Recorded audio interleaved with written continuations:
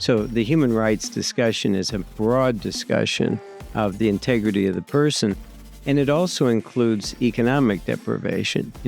Part of the international definition of human rights includes the right to health and education, housing. People shouldn't be desperately poor, and yet we live in a world where people are denied, don't have basic access to food and medicine.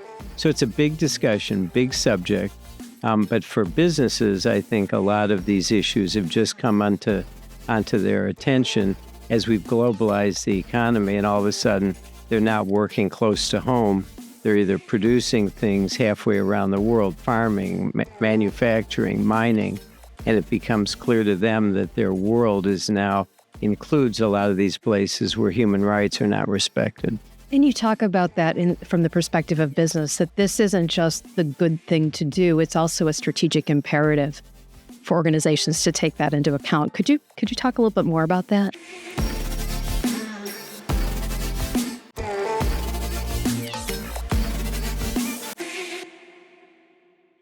Welcome to International Business Today, where we discuss the most critical issues in international business with top academic experts and thought leaders.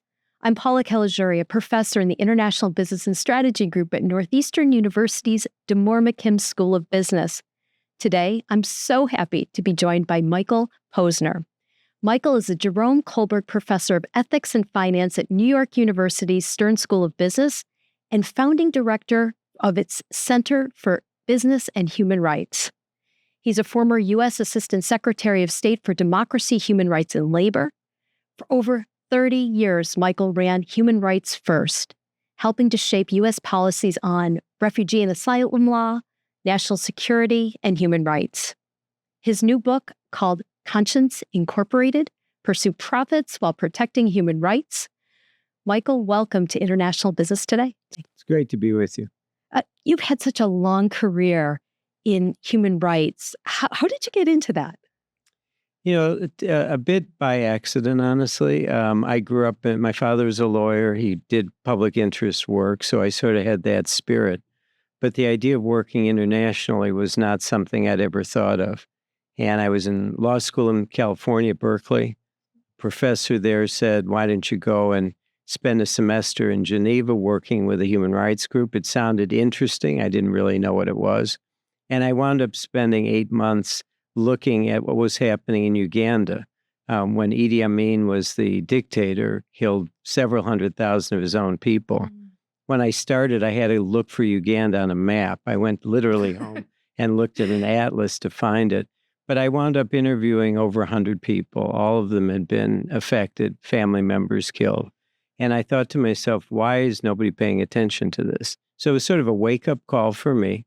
And I thought, I'm a really privileged character. I grew up by luck in the United States, and I have a professional degree.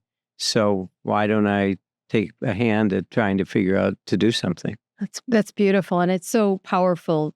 And a single international experience can really have a whole trajectory of a career, which is beautiful. Yeah. So you've been most involved in human rights abuses. And I know most of us think about child labor or sweatshops, but there's more. In your book, there's a lot more. You talk about many, many types of different abuses. Could you share some of those? Sure. I mean, in the world, lots of governments are not doing their job. They're not protecting their own people.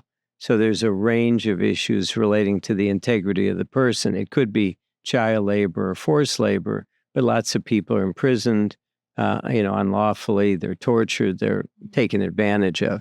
So the human rights discussion is a broad discussion of the integrity of the person. And it also includes economic deprivation. Part of the international definition of human rights includes the right to health and education, housing. People shouldn't be desperately poor. And yet we live in a world where people are denied, don't have basic access to food and medicine. So it's a big discussion, big subject. But for businesses, I think a lot of these issues have just come onto their attention as we've globalized the economy, and all of a sudden they're now working close to home. They're either producing things halfway around the world, farming, manufacturing, mining, and it becomes clear to them that their world is now includes a lot of these places where human rights are not respected. And you talk about that from the perspective of business, that this isn't just the good thing to do, it's also a strategic imperative for organizations to take that into account. Could you talk a little bit more about that? Sure. I think 20, 30 years ago, it was sort of standard for companies to say, we're operating globally, but we don't own the farm, we don't own the factory, we don't own the mine. So it's not our responsibility. We follow local law, and that's enough. And it's now increasingly apparent that for governments, Western governments, for consumers, for investors, for the public, there's so much media attention that companies have become more aware that what they do in this broad-ranging global environment really does matter to their well-being. Mm-hmm. This is about risk to reputation, but it's also that governments increasingly are looking to regulate, especially in Europe, are beginning to really look to regulate how companies behave. Yeah, so the smartest companies are recognizing they have to be ahead of the curve, and it's part of what it means to be a good, strong, sustainable company. And they're getting ahead of it, those regulations. But could we talk about that from the perspective of where to start? So business leader wants to do the right thing. They own an organization, they run an organization, or they run a unit. How would they start? I think the first thing is to keep your eyes open, to acknowledge that you are operating in a global environment. If you're manufacturing a product, it has so many component parts coming from all over the world. That's part of your business. That's how you're making money. So the first thing is just to acknowledge your footprint. Second thing is to say, what is anybody doing? What's happening in my industry? Are there leaders? What are they doing? And the third thing to me is to try to think about coming together with other companies in the same industry. I have a chapter in the book about the Fair Labor Association, mm-hmm. 25 years old. It's now about 40 apparel companies, 112 brands, and now 10 agriculture companies. The benefit of that is you're not all by yourself, and you're actually working to develop industry standards and metrics and a way to apply those in practice. So I think if you open your eyes, you acknowledge what's the challenges are. How are we making money? What are the risks inherent in the way we're doing it? And then how do we begin to develop a kind of industry method or an industry system that is going to give us all protection? No, we're not standing by ourselves. Then you really can make progress. I really like that approach. First, understand your footprint, right? Then understand sort of what others are doing, and then maybe do it collectively. But what does that represent? Like, what percentage of those apparel industry, the agriculture organizations, is that a large percentage of them coming together to do the right thing? Or is this representing a very small percentage? I think it's a small but growing percent. Okay. We're still not at a point where 10%, 5%? Yeah, I would say the apparel industry, interestingly, because there's so much attention even 20, 25 years ago to sweatshops and, child labor and the like. And those companies are consumer facing. It became imperative for a Nike or a Reebok to kind of get out there and say, we're doing something. And then they came together in a way that really put them ahead of the curve. Other industries slower to move. I've worked with the mining industry, oil and mining. They're more timid, although, again, there's some leaders in that industry, mostly mining companies, mostly non-U.S. companies, I would say. But there's some real leaders there. Agriculture is hard just because there's so many farms, and it's really hard to keep track of all that. So there's a practical problem. The tech sector, to me, in some ways is the most frustrating because there are a handful of companies in, let's say, social media. They're making enormous amounts of money. They've grown exponentially very quickly, and yet they have this sort of libertarian streak that says, we're smarter than everybody. We don't need to be regulated like drugs or airplanes. we've got it all figured out. So they've been enormously resistant to being regulated to deal with the problems that are inherent in their industry. Moderation of content, extremist content, disinformation. Yeah, I mean, it's just it's exploding, and they just sort of pretend they've got it under control. At the end of the day, a lot of the challenges we face today, political polarization, is exacerbated by social media, where people are living in their own bubbles, and whatever their prejudices are, whatever their anger, their fear, is being accelerated by their online contact, and the algorithms are actually sending them to more and more content that's really lethal. Do you think we'll ever get to critical mass, though? I mean, I know you talk a lot about ethical standards and setting the new norms, and these organizations really can make a big difference in the world because of their global footprints. But will we ever get to that critical mass where everybody just needs to do the right thing because everybody's doing the right thing? You know, I just wrote something about corruption, about bribery. In 1977, the U.S. passed a law called the Foreign Corrupt Practices Act. And I went back and researched. It was kind of interesting. The Securities and Exchange Commission did a survey of 200 American companies, and they admitted to bribing foreign officials $300 million. So business came to the government, came to the Congress, and said, we need a law that tells us we can't bribe foreign officials. The head of Gulf Oil and the people who, Chiquita Banana, there was a big scandal called Bananagate.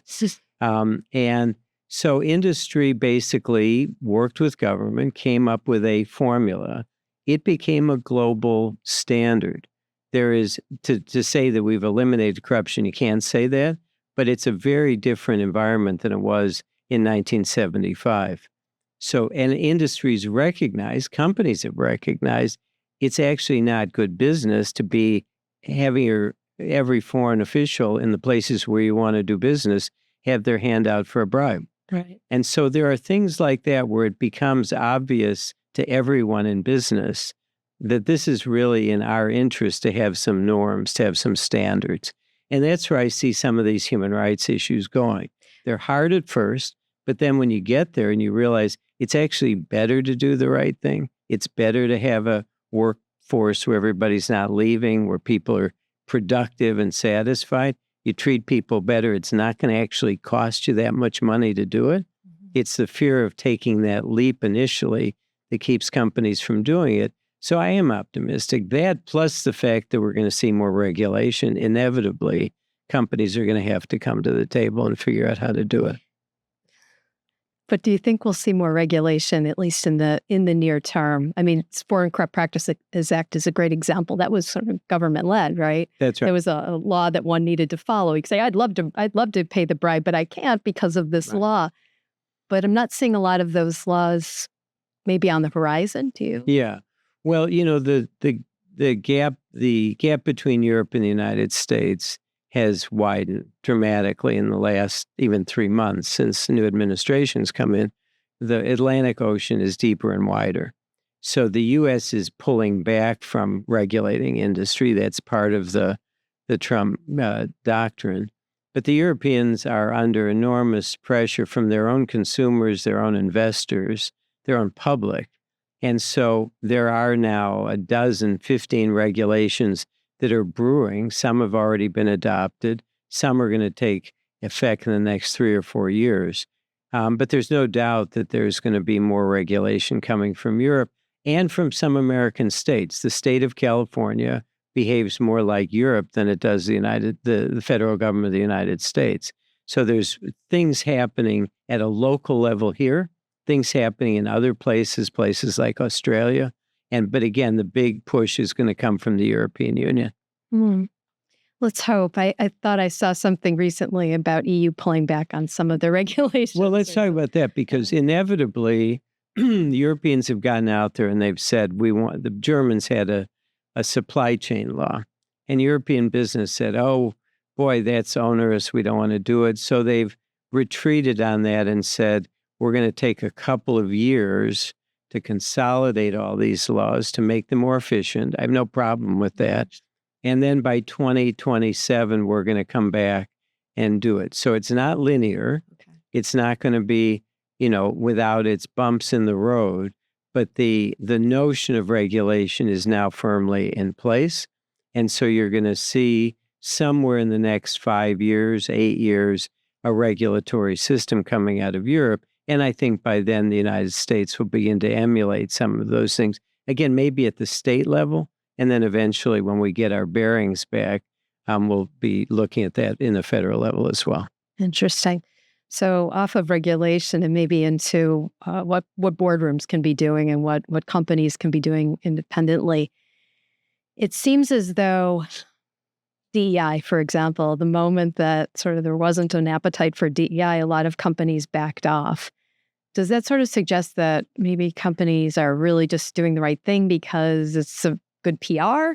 I know greenwashing has been an issue. So to what extent is there really depth within boardrooms and within leadership to do the right thing? Yeah, so DEI is an interesting example. DEI is now a 4-letter word to the administration and to a lot of states. And as you say, a number of companies have pulled back very quickly, suggesting that the commitment wasn't really there.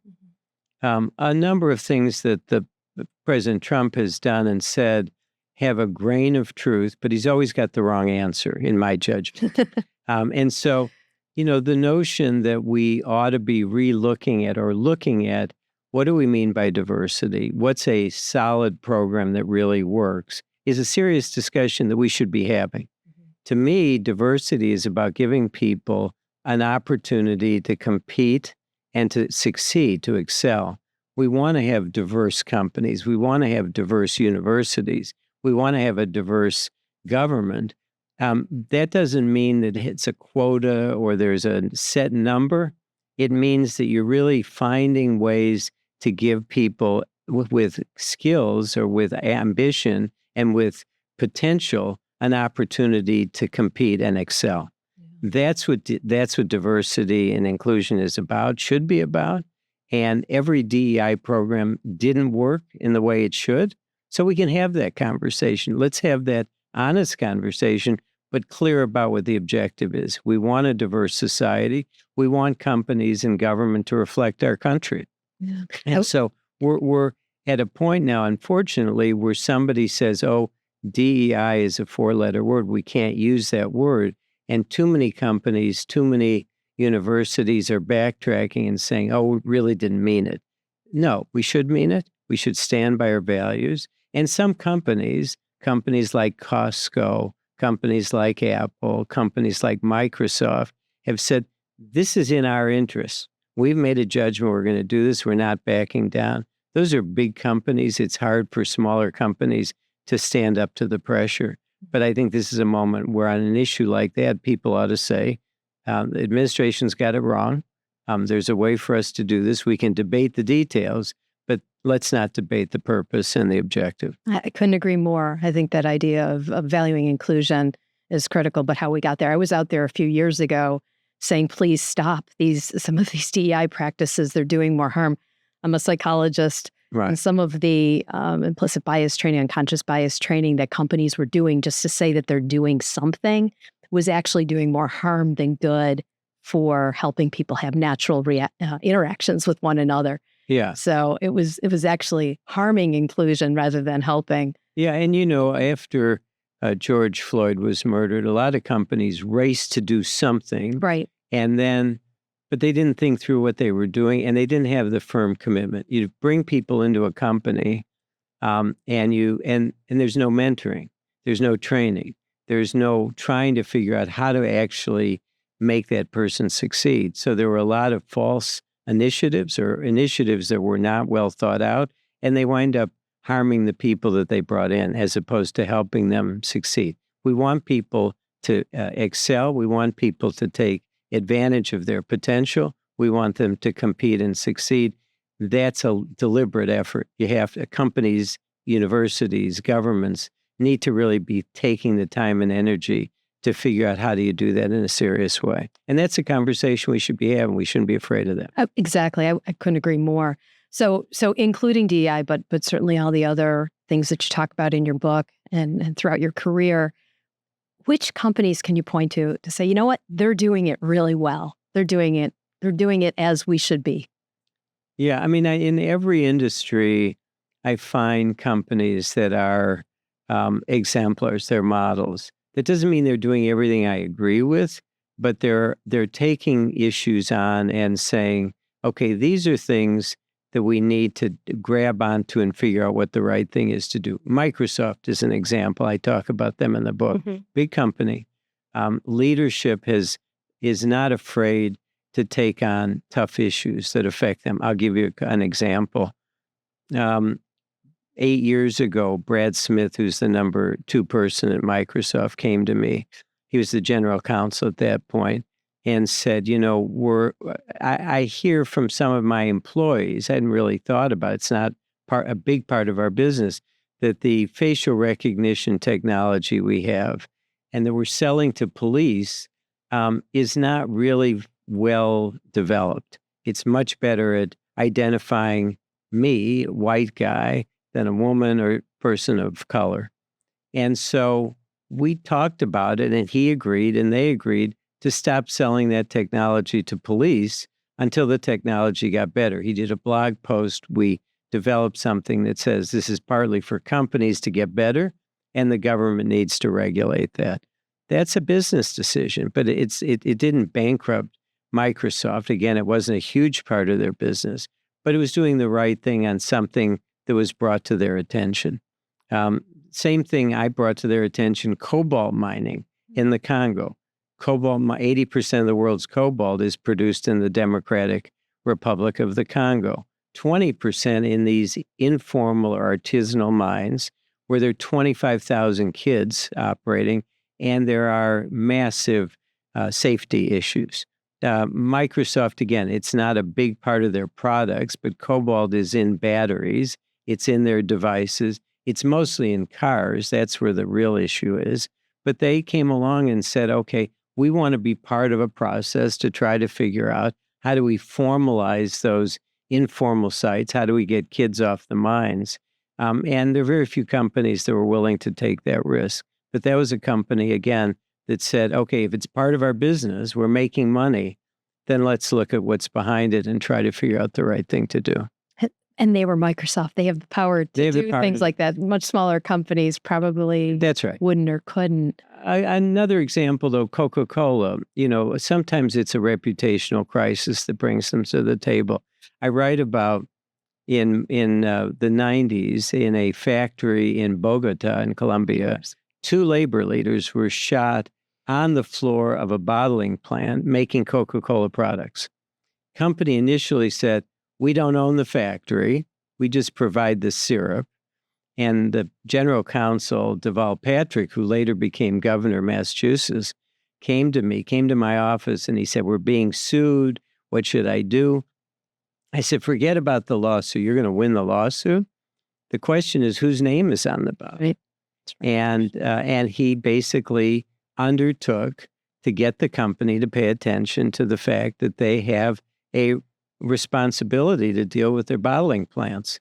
They brought in a guy who came from the International Labor Organization, Ed Potter. He hired only people that were not part of Coca-Cola. He reported directly to the CEO. And the first thing he did was to say, we're going to act as though these bottling plants are Coca-Cola owned facilities, and we're going to improve the conditions. And they improve the conditions. So companies can do the right thing, sometimes in a crisis, sometimes they act ahead of that. But I've seen it over and over again that companies, when they make the judgment at a high level, can really make things move at a very quick pace. It's sort of, those are beautiful case examples. It seems like there was also reputational risk there. Yeah, certainly in the Coke case, 100 university campuses stopped selling Coca-Cola products. Killer Coke was the campaign. Remember that. And that's what got the senior leadership to say, wait a minute, this is actually affecting our brand. It's affecting our sales. So if you were advising organizations that are ignoring some of these human rights abuses, what would you be saying? Like, what's the warning to them? Well, I think it's very easy for a company to say, boy, this is a big, complicated issue. We'll keep our head down and hope for the best. And you may be able to do that, but you may not. And at the other end, I deal with a lot of companies in a panic when the media attention or public attention comes their way, and they're caught flat-footed. It's much harder to fix things when you've messed up and there's a public controversy. Then you have to dig your way out, and it's much easier on the front end to say, let's get ahead of the curve. Let's get ahead of the European regulators. Let's get ahead of the campaign that's coming our way or the expose. We live in a fishbowl now. It's a global fishbowl. A worker in Papua New Guinea with a cell phone put something up. Most people have no idea where Papua New Guinea is, but there's a gold mine, and Barrick Gold is all of a sudden seeing on the global media stage that women are being raped outside of their gold mine. A day later, there are people in Toronto with the placards in front of Barrick's headquarters. That wouldn't have happened 20 years ago. Right. And so we now live in a place where if you're running a big company, especially a consumer-facing company, and even the mining companies, I mean, Barrick is not exactly a household name, but they face that pressure and it caused them to change. Well, it's the good side of social media, right? That's right. There's certainly Exactly. some concerns. But let's keep talking a little bit about inside the organization. I mean, you named the case of Microsoft, and that was the number 2 person Smith was able to make and affect all those changes, which was fantastic. But a lot of times these human rights issues are relegated to CSR groups or those in charge of taking on, ESG initiatives. They're the same ones that are helping us recycle more. It just feels like they don't necessarily have the ability to affect real change within the organization. Yeah. Is that a concern? Are you seeing that starting to change? Not fast enough, honestly. I was a couple of weeks ago, I met with in Berlin with 40 people from the human rights CSR team at Volkswagen, biggest European company, second biggest auto company. And we were talking again about cobalt because they are a big consumer of battery with cobalt. The people who weren't there were the operations people, the procurement people. And I see that everywhere. We have companies divided, and unless there's senior leadership, there's a disconnect between the do-gooders, whether they're called ESG or corporate social responsibility or sustainability, whatever the term is. They're kind of out here, advocating for environmental policies, human rights policies, etc. The people in operations or in procurement are basically figuring out how do we get the stuff as cheaply as possible, as fast as possible. And they're not brought together. You need that conversation to happen, or you're not really going to get the result you want. Some companies do it, and when they do it, it's great to see. I was just at Patagonia. Patagonia does that. Patagonia definitely does it. But Patagonia is, a kind of unique company. But we need more of that. That's part of the challenge here. And it requires executive leadership. It requires boards of directors recognizing this is part of what the company needs to be doing. And it's a change of culture at the end of the day. If you've been doing procurement for 25 years for a big company, you sort of know the drill. And then somebody shows up and says human rights or climate change, and you look askance like, what does that have to do with my job? Somebody needs to kind of come in and say, no, the world is changing, our company's changing, and you need new blood. You need people to come in and say, in fact, we need to integrate these things in a way that they become company policy. But how? How do we get the senior leaders to both have the financial responsibility and also this human rights responsibility, and to connect those dots between their CSR group and their procurement group or whatever? Yeah. So, my biggest challenge is what I call the ghost of Milton Friedman. So when I got to Stern, what was shocking to me is how many times they would teachers would assign this article from the New York Times magazine in 1970, written by a economist Milton Friedman, who said the purpose of a company is to promote returns, shareholder returns in 3 months. And they kept repeating that over and over. Everybody keeps reading this article, and I'm thinking, wait a minute. He died a long time ago. He wrote that in 1970. The world has changed. We need to take a longer term view. We need to be thinking about other interested parties, what we now call stakeholders, your own employees, the communities where you operate, your consumers. There are other constituencies other than the shareholder. And it doesn't mean I'm pro-business. I want companies to be successful. I want shareholders to make a good return. I want them to be satisfied. But if we think in terms of 3-month increments and the only metric is a return on investment, then I'm out of business. What I'm doing just isn't going to work. And I tell companies that. So again, Europe's in a different place than the United States. We need to begin to change the culture here. And I think, in fact, there are a number of people in the United States who want to invest in companies that are the best on climate or the best on diversity, the best on treating workers decently across the globe.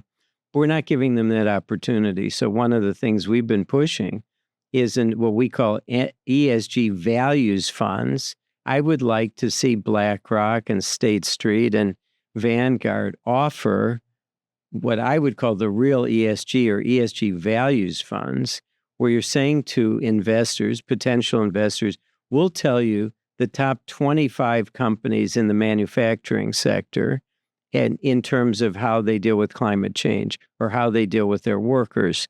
And we're going to give you that list. We're going to make a fund, and you're going to make a few cents less every month.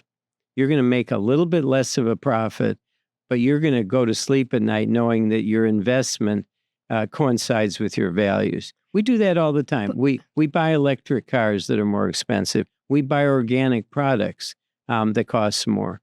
We make value judgments in the way we live our lives. Why shouldn't we do that as investors? As investors, but for some of those funds, the institutional investors really can't, right? They're obligated to maximize the return. Well, I think even that is... You're a pension fund for a labor union or something. So let's separate the two. Okay. If I'm running a pension fund, which is basically a retirement fund for, let's say, public employees, teachers, police, firefighters, my job is to maximize returns. I don't want to mess with that. That's the right thing to do. But there are lots of people that are in investing in stocks that have a lot of money, family offices, discretionary funds. You have universities, you have foundations.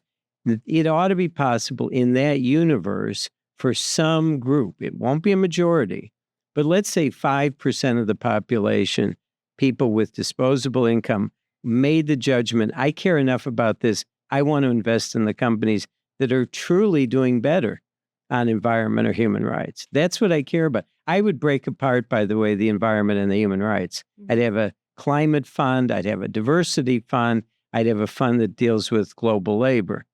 For those that really care, we're going to give you the best companies, we're going to have the data, and we're going to actually provide an incentive for companies to get on that list. I think that would change that. And the Europeans are thinking that way again. We have a notion here, again, the economists come up with, and the lawyers, with all this language. They talk about materiality, fiduciary duty. Materiality is defined as that which companies need to pay attention to. Europeans say, we want double materiality. We want to look at the Milton Friedman returns, the financial side, and we want to talk about the social, environmental consequence. Double materiality makes sense. European pension funds, European sovereign wealth funds are moving in that direction. We're behind the curve here, and we need to be thinking about how do we open the space in the 21st century for the best companies on environment and human rights to be rewarded by investors. It would be wonderful if those funds were able to start moving the needle like you were always talking about with the norms throughout the industry. That would be ideal. So let's talk about kind of what's next. We think about, AI, disinformation. There's an increase of nationalism around the world. Those are a lot of issues that are going to affect human rights. And what else are we missing? What else is coming? Well, I think everything related to technology is now both creating huge opportunities and huge risks at the same time. There's no doubt we will have, better medical research because of technology. AI, generative AI is going to open space for more efficiency, better record keeping. There are a range of things that are going to be better, and that's a good thing. It's also going to mean lots of people are going to lose their jobs. We need to deal with that, and I think the open AI and the various firms that are leading the charge are not spending enough time thinking about the unintended consequences of this transformation. But let me focus on the issue of information and disinformation. These handful of companies, it's Meta, it's Google, it's TikTok, it's X. There aren't 100, there are 4 or 5 giant companies now that are basically controlling access to information online through these social media platforms. AI is going to accelerate that. But the companies have a good thing going because they've really identified a model of engagement. Everything is about engagement. And they know that their advertisers want people to be online for many hours a day. They're succeeding in doing that. But they're doing it because they've created these machines that they call algorithms that basically drive people to things that are emotionally evocative. Folks at MIT have been studying this for years. Negative emotions trump positive emotions, top of the list, hate and fear. Right. So if engagement is the goal, you know that there's a range of people out there that are going to go online and stay online because it something attaches that catches their interest, Sure. And then the algorithm keeps reinforcing it. That's the danger of, that's what creates so much disinformation. It's increasing polarization. We're at a place now we don't have common facts. We live in a world where we can't even debate the issues because we start with a completely different sense of what's going on. It creates extremism. It promotes extremism. It promotes disinformation about health. We can't get a straight answer out of the internet of whether a vaccine causes cancer. This is a crisis for our democracy. And in my judgment, the companies should know better. They should have known better a long time. They're making hundreds of billions of dollars in the case of Facebook and Google, and they've resisted regulation. I think they now need to be regulated. Wow, that's a big one. It's a big one. Yeah, again, not likely to happen are out in ahead. the short term. But the Europeans have got the Digital Services Act, Digital Markets Act. State of California has regulation protecting children. We're getting to a place, again, it's not, I'm an optimist because I see these things are inevitably going to happen. They're not going to happen overnight. And to be sure, Mark Zuckerberg and Elon Musk, who are running 2 of these companies, are in the lead in trying to keep the Trump administration on message, which is that this industry doesn't need to be regulated. They're wrong. They've proven themselves incapable or unwilling to do it, and governments need to step in, not to regulate content. I believe in the First Amendment, free speech, but there needs to be a regulation of the way in which the companies operate. We need more transparency. We need to look at those algorithms and give people a choice. We need to give people a sense also of how they're overseeing content moderation, not what they're moderating, but how they're doing it. it's so critical. That's the fundamental business model. And there's so few companies involved that changing any norm there would be very difficult. Very difficult. Do you see any possibility other than government regulation that would enable that? For that industry? Right. No, because I think, the 4 or 5 companies that dominate that industry are pretty dug into their model. They've just, it's a model that has made them so successful so quickly. They're immature in the way they operate. They ought to be thinking if we don't get our act together, it's going to come down and governments are going to regulate it. But they're still of the defiant mode that we can outlive this. We're smarter than everybody. We know what we're doing, and nobody's going to tell us what to do. We had a conference at NYU about 3 weeks ago, and we brought in 10, 12 people from these companies. And I suggested to them, in 1906, the Food and Drug Administration was created. It didn't necessarily know what it was doing. And it took 103 years for that agency to regulate cigarette advertising. And so, the FAA has been around since the 30s regulating airplanes. The FAA told Boeing, you've got to fix the 737. We're not going to let it up in the air. That's a good thing. It's a good thing that the Food and Drug Administration is regulating cigarette advertising. And yet these companies said, we don't think there's any rules, any laws, any regulations that should apply to tech. And if there are no good regulations, why should there be an agency? And I take just the opposite view. There ought to be 500, 1,000 people in our government whose job it is to regulate technology, and let them stew on it for a while, learn some things, and figure out what's an appropriate set of regulations. They will come up with it. I'm pretty confident, and that will make us a healthier society. So is your hope then in future of government regulation? Is your hope in following Europe's lead? Where is your hope for the future? Well, my hope is that some combination of government regulation and companies' self-interest and enlightenment will get to the right place. Again, let's take the case of technology. Government alone can't do it. Government can push the companies to behave more responsibly, but the companies then need to figure out how to do that internally.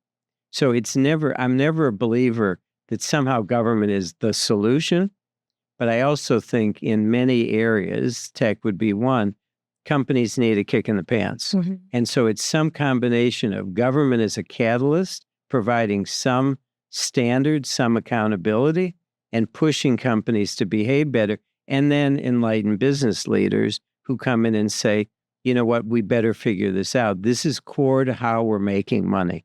I'm happy that companies do charity. I'm happy that they do a lot of things around the edges to the community. I'm focused on what's the core business? How are they making money? What are the human rights challenges that are inherent in their business model? And how do we get them to treat those challenges as a priority, the way they treat efficiency and productivity and profitability? We need metrics, we need standards, we need an internal system that basically figures out, okay, we've got a problem. How are we going to solve it in a serious way? It's such an important message, Michael. Your work is outstanding. So we both teach in business schools. I teach an MBA course on global leadership. Right. What should I be teaching my new next generation leaders to help them prepare for this topic? Well, I guess the first thing I would say is it's great that business schools are beginning to look at things like human rights and environmental sustainability. I tell my my students, I'm teaching you for your 6th or your 7th job. When you go to work at Morgan Stanley, you go to work at McKinsey, the first day in the job, they're not going to ask you what you think about human rights. When you get to be a senior leader of a Fortune 500 company, these are the things that are going to keep you up at night. So the first thing I would say is we need more future business leaders coming out of business schools to be well-versed in these things, to be aware, what are human rights standards? How do they apply? What does it mean for different industries? How do we deal with climate? How do we deal with these 21st century issues that economists call externalities, but are now central to the way businesses need to operate? Second thing I would say is that leadership also means being aware of when there are existential crises in our society. I counsel in the book, I think that business leaders, the senior leaders of companies, ought to be very careful about weighing in on every issue, every public issue, reproductive rights, gun control, whatever, LGBT, the range of issues. If you're running a big company, there are people on all sides of those issues. Be careful. But when our democracy is threatened, when the underpinning of our system is being challenged, as I think it is now, I think leadership means trying to figure out in an appropriate way how to push back against that. And I think business leaders need to come together in today's world and really make sure that we live by the rule of law, that we have a predictable system. We've had an incredible run in this country for almost 250 years. The greatest beneficiaries are businesses. They've lived in a world where the courts can adjudicate disputes, where there's a free press, where we live by a constitutional system that protects individuals, and where companies are allowed to thrive, encouraged to thrive. And we're at a place now, I think, where those things are being challenged in a serious enough way that business leaders need to say, we're not just talking about tariffs or our immediate self-interest. We're talking about the health of our system. All right. So protect democracy. Is the advice to leaders. That's the message. Do you have, or maybe that is the parting piece of advice to leaders out there as we conclude, just one piece of advice for global leaders out there? Yeah, I think in every sector of our society, whether it's, scientific leaders, leaders of the military, religious leaders, business leaders, people in the legal profession, I think it really is a moment. This is to me, a 5-alarm fire. And it really is a time where every sector has to move outside of its immediate self-interest and talk about what's best for our society. And what's best for our society is to be democratic, robust, rule of law-based country.